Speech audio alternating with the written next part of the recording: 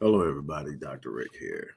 Happy Sunday. Hope everybody is having an unbelievable start to your, shoot, it's not a start. Your weekend is probably ending after today. But anyway, hope you have a great start to your day. For those who are getting started, those are already in the a move of things. Hopefully, you have a great finish to your day. Anyway, I'm not going to be long, but I'm excited. I'm stopping by to talk to you. Um, the beautiful thing that I love about what I do is I get to interact with people and people get to tell me what's on their mind. People get to tell me what they're thinking about, what's going on, how they feel about certain things, what they would like to hear from me, what they would like to hear me speak on. And I try to respond to it as much as possible across the different disciplines that I have mastered over the course of my adult life and business career, and what I do and what I'm passionate about. And so everybody that's been following me knows that I've been really pushing my 7-day online business launch, which is helping people get an online presence to where they can generate supplemental income, or if they're really truly willing to go all out, create a new primary stream of income online. It is what has sustained me. It is what has allowed me to resuscitate my business career over 10 years ago when the economic collapse hit and a bunch of other things happened simultaneously and left me having to start over. I chose to go the online route and develop and build my enterprises online, which allowed me to expand my reach far beyond my locale. It has been one of the best decisions I've made. And so I've been pushing that, right? And then someone came to me and said, hey, the idea of starting a business online is great to me. I'm all in. But for someone who doesn't understand the basics of business, how does that work? How do you go, from being an employee to actually going into a situation where you're starting a business, but you don't understand the basics of business? I say, valid point. uh, there are some things that you can do. The thing that I wanted to do was give people an opportunity to immediately get online. And there's some basic things that you do every day, and you can really generate revenue without totally understanding business. But if you are planning to have longevity in it, if you're planning to stretch it beyond maybe a year or two, and there are some things you need to understand. So what I decided to do is I sat down a few weeks ago and I said, okay, let's do something for people who want to be solid in what they're doing. So I created um, a lesson in business basics, and it's basically Rick Wallace presents a lesson in business basic. It's an event that I'm going to do in October. But what I'm doing now is allowing people to come in and register at a fraction of the registration cost. It's going to be a $197 registration, but today through next week, it's going to be $97. But let me tell you why I think this is a great idea. And I'm glad the person came to me, because there's so much to understand about basics. What I'm going to do in this is I'm going to define what a business is. I'm going to teach you the importance of a business plan. But not only am I going to teach you the importance of a business plan, I'm going to give you a template to help you write the business plan, along with step-by-step instructions on writing the business plan. I'm going to teach you the importance of having a marketing analysis and what that means. I'm going to teach you the importance of being able to read the market so that you stay ahead of trends. That's important. I'm going to show you a bunch of free tools that are out there to help you promote and grow your business at little to no cost. I'm going to teach you the importance of collaboration and outsourcing. One of the biggest mistakes that we make when we get into business is attempting to try to do everything ourselves, attempting to corral all the profit, but limiting ourselves in profit and not realizing it. You're one person. You can't do everything. You're going to have to learn how to work with other people to really, truly expand your enterprise, your impact, your reach, and your longevity. Another thing that's so important is customer engagement. Customer engagement means understanding and having customer intelligence. What's that? An understanding and awareness of your target audience. What moves them to buy? What are they looking for? What are they responding to? How do you approach them? creating the proper customer experience. We are now dealing in an environment where there's so much information out there that it's no longer just simply good enough to get them a quality product or to get them. They want an experience now because they are aware of what's out there and what everybody's doing and what other people are bragging about they got over at this dealership, or what everybody got at this boutique, or what everybody got with this particular consultant. And so now they have this idea of what they want outside of getting the results. They want an experience that they can talk about, that they can sit up and live. And you want to give them that experience. The importance of customer experience is huge. But the biggest thing to me when I think about customers is customer retention. Why? Because that's the longevity of your business. My business has been sustained not because of my ability to acquire customers or to get people to buy what I'm selling. It is getting people to reinvest at a higher level consistently. In other words, they start here, they get the results they want, and then they say, you know what, I want to take it a step higher. And you not only be able to deliver that, but you're delivering it in quality. You're giving them an experience that they literally identify with. They become attached, they become loyal. You hear customer loyalty all the time. Customer loyalty is what guarantees long-term success in business. And we're going to talk about that. We're going to talk about how you move in that. The beautiful thing about getting into business now is social media. Here's the problem that I see in social media. Most people on social media are spending so much time trying to convince people of their success that they are failing to use the platforms as a means of becoming successful.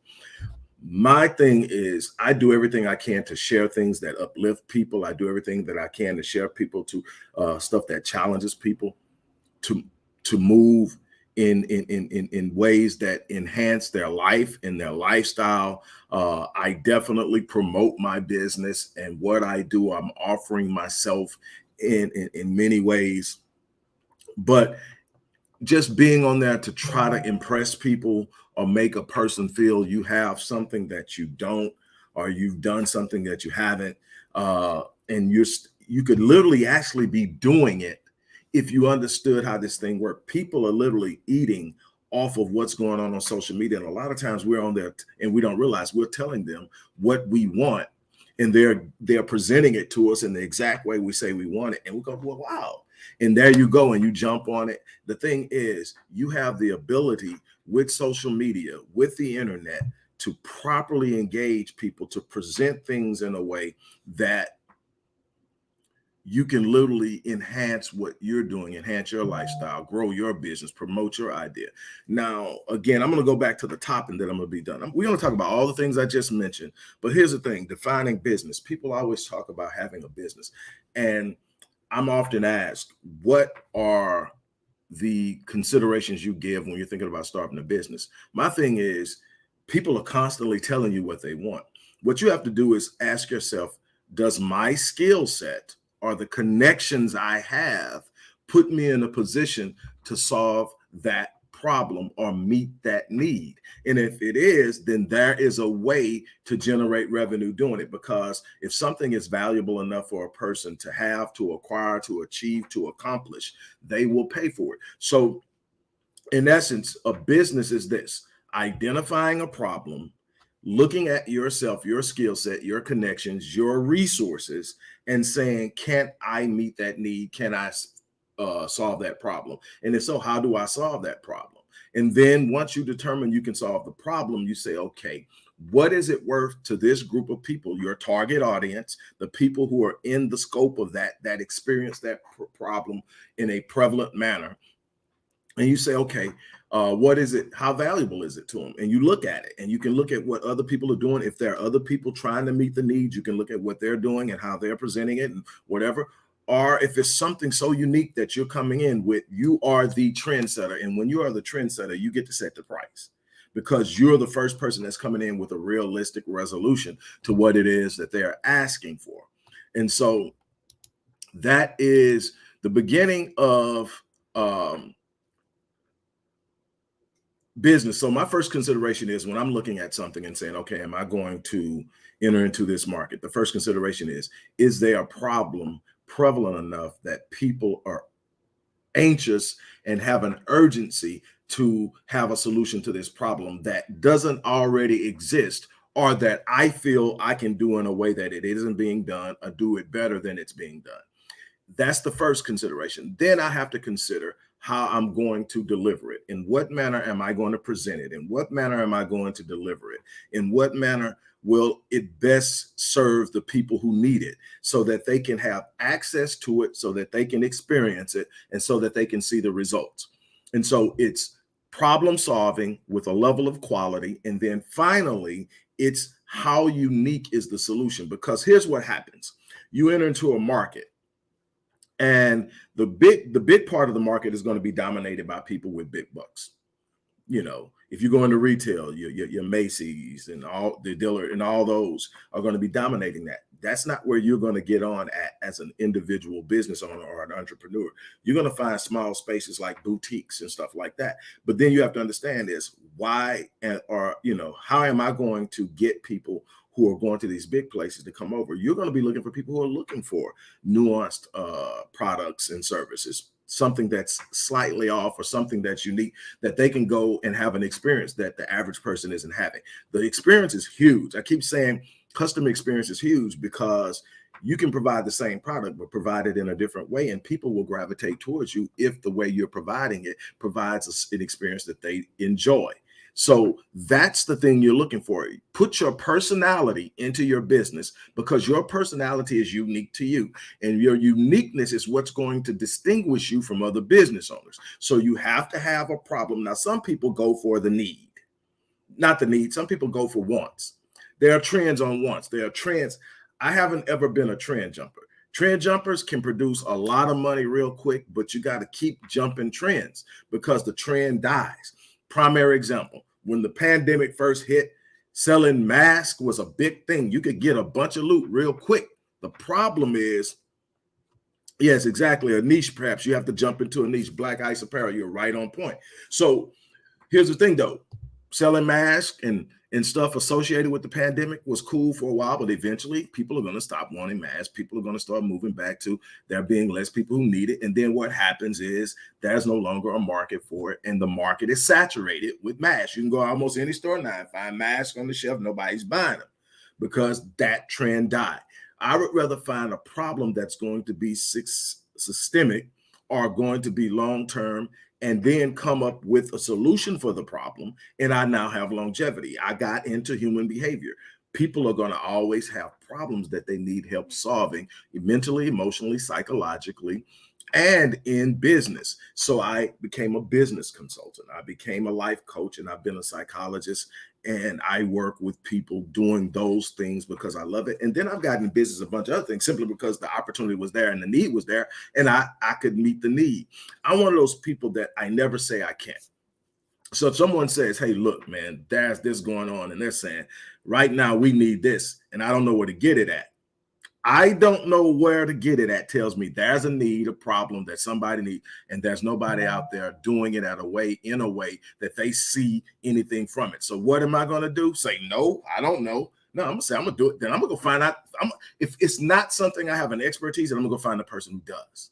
I'm going to build a partnership and collaboration with them and say, hey, look, I have a client. This client needs this. What do you charge? Then I'm going to go back and I'm going to tell the client what I'm going to charge them to get it done. I'm going to work with this person and I'm going to get it done. That's collaboration. That's also can be considered outsourcing, third-party outsourcing. But what you have to learn how to do is be able to see the opportunity. So many times we don't see the opportunity. So many times we don't jump on the opportunity.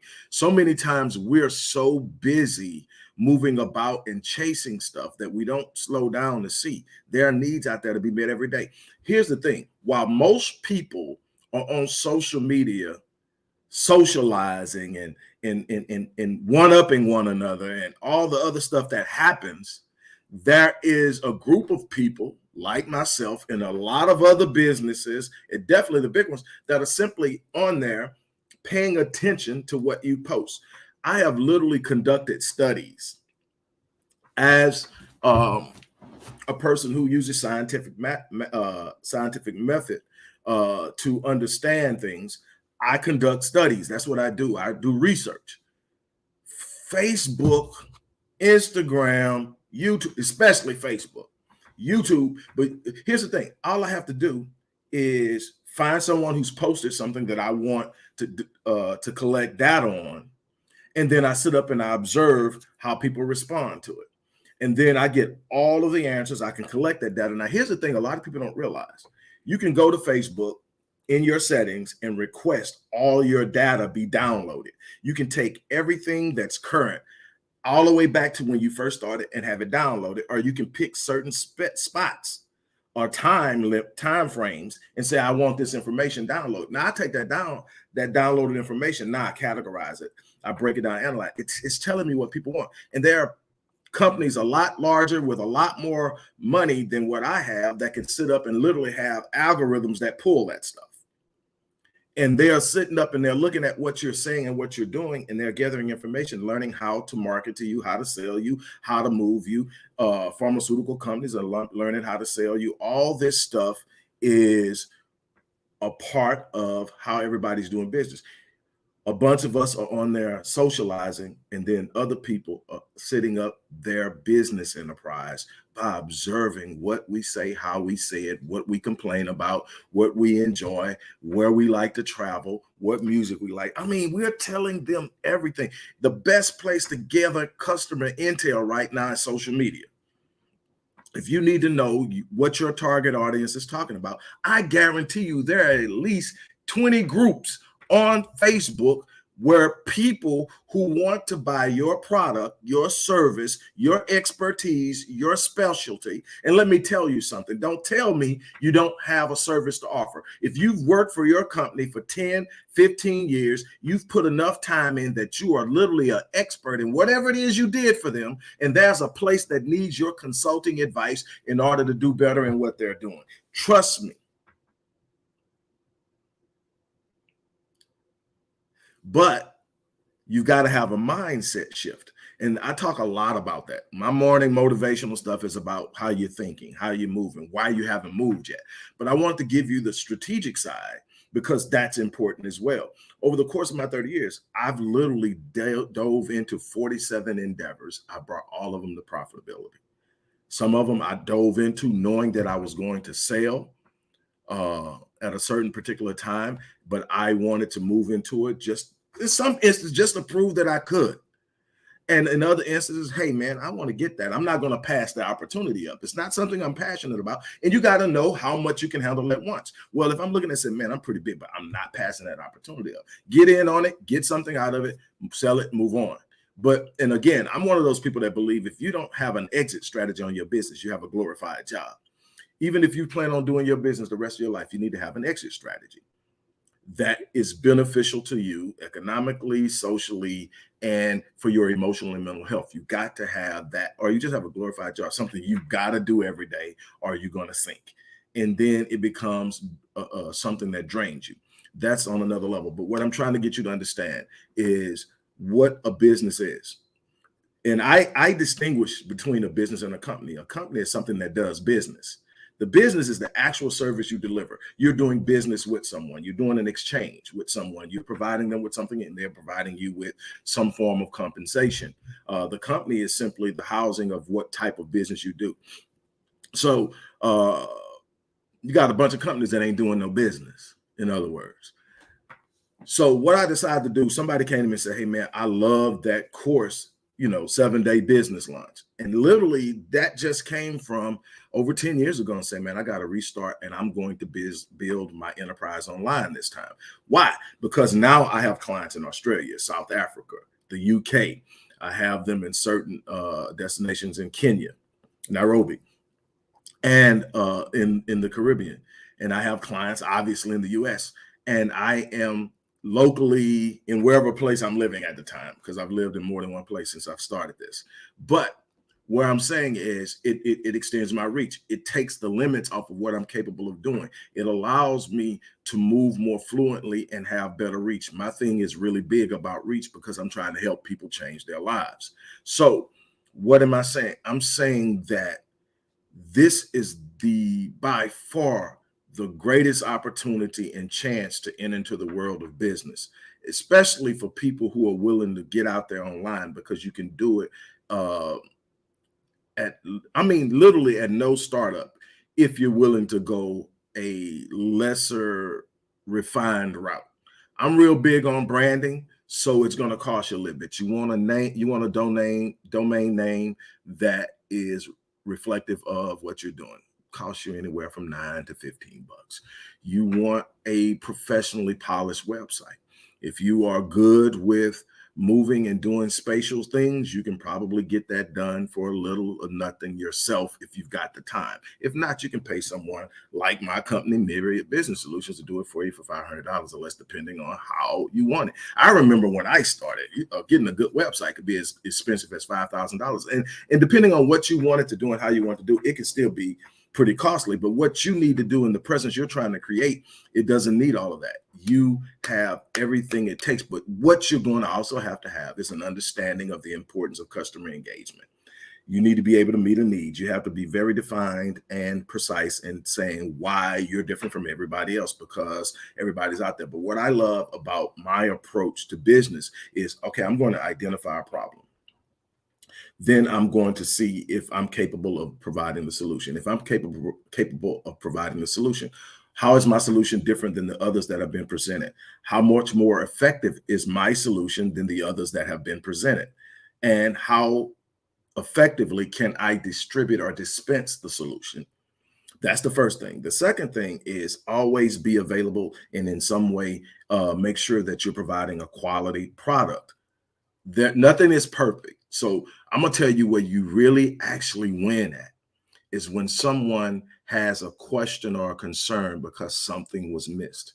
Your humanity is engaged and presented, and the natural thought process of the client, customer, whatever you want to call them, is, hey, here we go.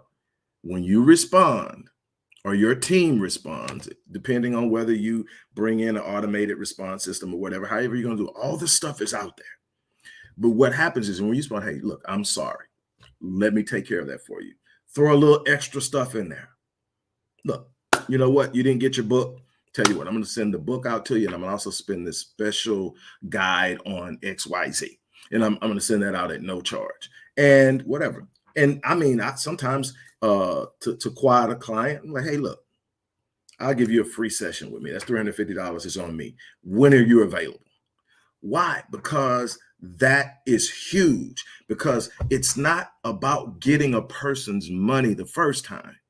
It's about getting a person to believe in what you're doing and respect what you're doing at a level that they're connected with you. And they may not spend with you for a while, but the next time they need what you offer, they're coming to you. But more importantly, they are telling other people about you.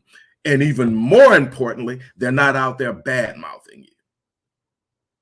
These are the things that are so important to business that, quote unquote, most Black businesses get black eyes for, when actually most of us do a pretty decent job at doing it. So we have to understand that people are expecting us to do things horribly, and they actually want us to be perfect when no place is perfect. All you got to do, if you want to realize how horrible customer service is now, call any place that you have an account and try to get a live agent on the phone. Oh, that's fun. You're gonna find out if your Zen is and your chi is at Zen level if you call and try to get somebody on the phone live. But here's the thing. I'm doing this event because I want people to win.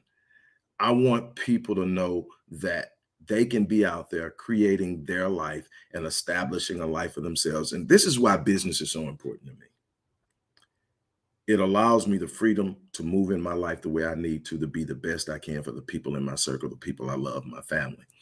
It allows me to set a course in my life that I can set up and establish, hey, this is where I want to be, and work hard at it and get there. It's not easy. I don't want anybody to think it's easy. It takes a lot of hard work. It takes a lot of discipline. It takes a lot of ability to take hits, because nothing is perfect. But here's the thing. When I die, I leave what I built to my progeny, to the people that I've worked hard for. When you're working a job, that job goes to the next man up, and your family gets whatever's in your pension, if there's anything in there. But when you're sitting up and you're building, you get to build. And plus, you set an example for the next generation of what's possible. There's so much into this on a psychological, spiritual, and emotional level. But I also want you to understand that if you gain an understanding of these principles, defining a business, the importance of a business plan, marketing analysis, understanding how to enter a market, understanding where you find your space. One of the biggest things that you're going to have to understand when you get a business is, where's my market share? What part of the market do I want? I'm not trying to compete with Tony Robbins. I'm not trying to compete with Eric Thomas. I'm not trying to compete with Les Brown. I found a space where what I do, nobody else does. Not on the level I do it, not with the crossing and dissecting disciplines that I have. And so I have a unique space, and I'm good there, and I'm growing it, and I'm expanding it, and I'm building exposure. And I'm at that place now where this month is about the scale out. And so I'm like really strained and pulled, but at the same time, man, look, I'm excited. Why? Because I built it. There's nothing like that feeling. And I want people to experience that. And so this particular event, which is Rick Wallace presents the lesson in business basics. I'm sitting up here looking at the screen. I just created some graphics for it. And so I'm looking at the screen. I got screens everywhere. But I'm looking at it, and and I want to really help people. So this is going to pop off in mid-October. It's going to be a virtual event. I'm actually going to be doing a live virtual event in November.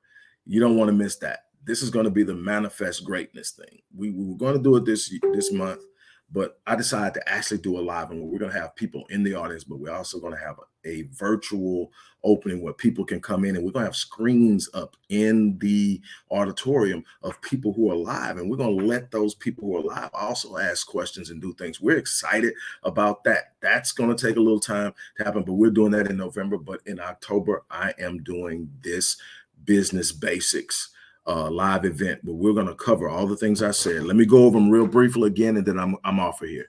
We're going to define what a business is: solving a problem, basically. But I'm going to break it down to you how you do it. I'm going to show you how you are able to identify business opportunities by simply paying attention to what you see on social media. The importance of having an effective business plan, how to write it.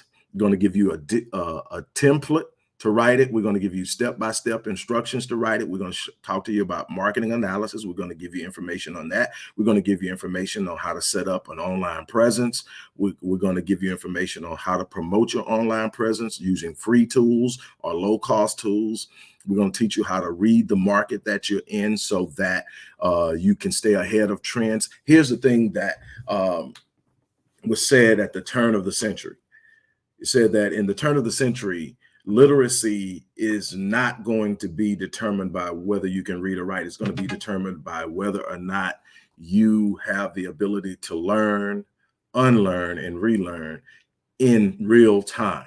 And that's what you're going to have to do now, because technology has pushed us so far ahead that everything is happening in real time. We used to have to check the news to see what was going on. We know what's going on before the news gets it. So now all of this means you've got to be aware of what's going on so that you can stay ahead of the game. The further you stay ahead of the trend, the more of the revenue that comes into that market based off of that trend comes to you. Be the trendsetter, and oh my God, be the one right behind the trendsetters, and you're still in a good place. Be the one trailing the trend, and you get the crumbs and the residue and the residuals. You want to be ahead of most trends, or at least right in line with them. Collaboration and outsourcing is so important to be able to collaborate in order to expand your reach, expand your capacity. Everything can't be done by you. Trying to do everything is going to stress you out and put you in a situation where you're going to be putting out a subpar product. Learn how to collaborate, learn how to work with people, bring people in who are good at what they do better than you are. So there comes a point where Rick has to stop doing his own marketing, bring in a marketing team that will be able to look at things and say, okay, it's time for you to stop doing your videos like that. So I done got the whole lecture. Okay, this is what we're going to do. We're going to shoot that in the studio from now on. We're going to do this. You can do that, but we're going to take it, and then we're going to post go through post-production of your videos before they go out so we can get them out. Now, when you do your lives, and nothing we can do with that, that's a live stream. But when we do things that we really want to, we want it to have a certain look. We want your brand to pop. I don't know what a pop is, but I want it. I want it. I want my brand to pop. It just sounds good, don't it? I want it to pop.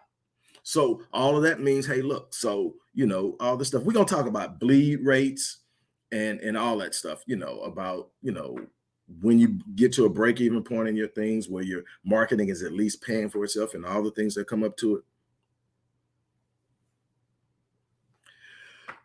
My business is actually primarily as a consultant and a counselor or therapist, but I also own a business consulting firm, and I work in that vein as well. So my primary work is dealing with people in getting this right. And not just in a sense of trauma, but in a sense of understanding what it takes to go out there and win, because it's not going to be easy. It's not going to be, I go out there and I click on a switch and it happens. People ask me all the time, and I'm a little bit off, but a certain person asked what my business is. I have multiple businesses. Rick Wallace Enterprises has the Visionatics Institute, Myriad Business Solution, Master Fitness 21, Odyssey Media Group and Publishing, just to name a few. But just Google Dr. Rick Wallace or Rick Wallace, ph.d, and you can get to see a bunch of stuff that I'm into and I have going on now. But this right here, you take the limits off of it. You stop buying into the idea that this is all I can ever do. Oh my God. People ask me, so you have an expertise in this. So that's what you've used to accumulate. No, you've done this. You've authored 25 books. But what people don't understand is when I started, I hadn't authored any. People look at what you've done and don't realize you started somewhere where nothing was done and you created something. And that's what it's about. It's about creating. So people ask me, well, what is it then? Because they want to say it's because you're this, it's because you're that. Because no, I didn't always have a doctorate degree. Well, I actually have two, but I didn't always have that. That was something, that's an accomplishment. That was something I went out and created because I wanted it. Not because I needed it to get somewhere, because I wanted it, because I have this thing about academic excellence. I love to read. I love to study. I wanted to be able to need to know something and know the most effective way to learn it, to know it, to discover it, to use what I have to create an analysis about how I'm going to use what I just learned to apply it to life and change. That's what I do. That's how I created Black Men Lead, which is a rite of passage initiative. I decided to do a study on African-American adolescent and young adult male violence. What I brought out of it is the most powerful tool in affecting that is racial socialization. Also, it reduces dropout rates. It also reduces criminality and incarceration. Whoa, here's the thing. So I created Black Men Lead, a rite of passage which racially socializes. But the bottom line is this: when they ask me, well, what is it? You know what it is? Relentlessness. I'm relentless. My one word is relentless. I make up in my mind I'm going to do something, and then I go do it. A lot of times, almost every time that I make up in my mind that I'm going to do something that I've never done before, the chances are I don't have a clue how to do it. That's what normally happens. If you're trying to do something you've never done before, chances are you don't have the warehouse. And what most people do is when they consult their past about their future, their past says, you don't know how to do it. You've never done that. And what do? They say, oh, well, it was a nice idea. No, everything, you don't consult your past about doing something different in the future. Your past is a set of experiences and memories. It can only tell you where you've been and what you've done. If it's something new you want, you can't consult the past. What do you got to do? You got to sit up and say, I'll figure it out. And the beautiful thing about it is the moment that you start to figure it out, the moment that you make up in your mind that you're going to move forward, the moment that you make up in your mind that you're not going to give in, the moment that you make up in your mind, guess what? The gates of providence open. People you've been around your whole business career, all of a sudden comes and say, hey, I heard you were doing this. I know this person. Person walks up to you. I always see you in here doing it. What are you doing? And you tell them, man, you know what? I've been looking for somebody like that.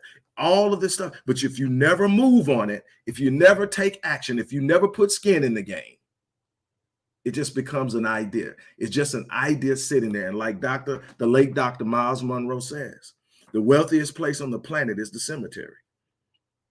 You go to the cemetery, you find books not written, inventions not created, ideas never taken out of a point of an idea and put into motion.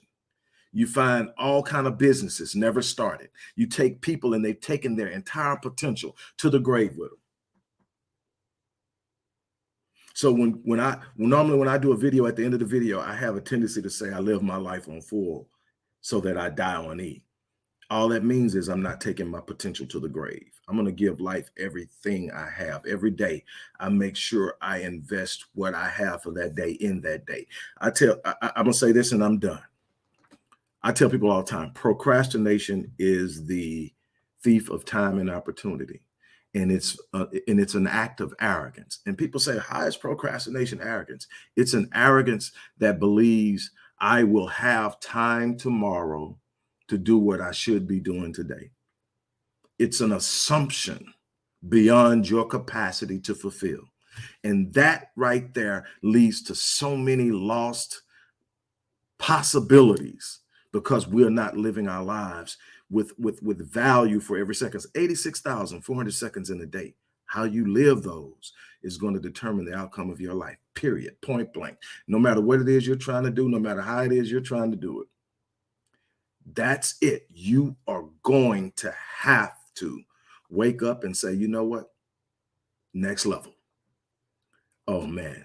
And there's always a next level. You never arrive. You leave this place having put everything in it behind you. You don't get to sit around. I don't believe in retirement.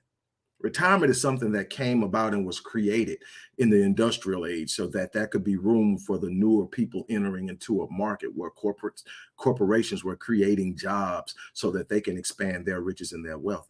In real time, you always did what you was created to do until you left this place.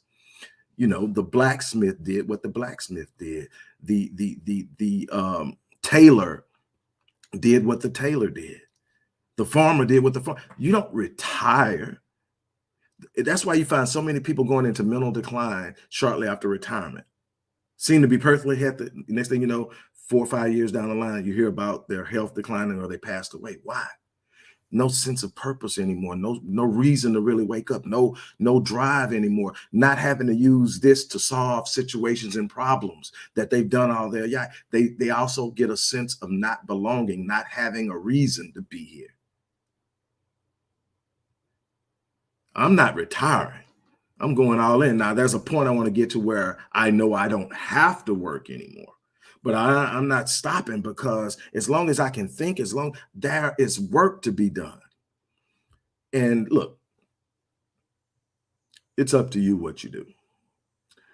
For everybody that stopped in and spent time with me today, thank you. Those who shared, who got in, thank you. There's a link in the description box for this particular thing. Like I said, it's the registration eventually is going to be $197, which I think is a small price. We pay more than that to go to concerts. I'm talking about doing something that you can take and literally multiply time and time again. Every time you exact a business transaction, you can sit up and actually recuperate what you're investing in this. I have nothing against concert. I am a music lover, but what I'm sitting up saying is we have to start prioritizing for our future empowerment and advancement. And so look, it's going to eventually be $197, but for the next week, it's going to be $97. The link is in the box.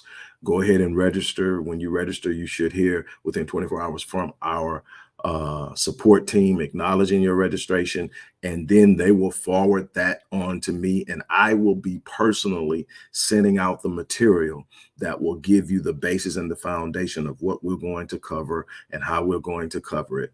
And you can actually email me back leading up to the event with questions that may set up things that I haven't planned to talk about that I should talk about. This is an opportunity to be a part of something where you can literally not only help yourself, but help others.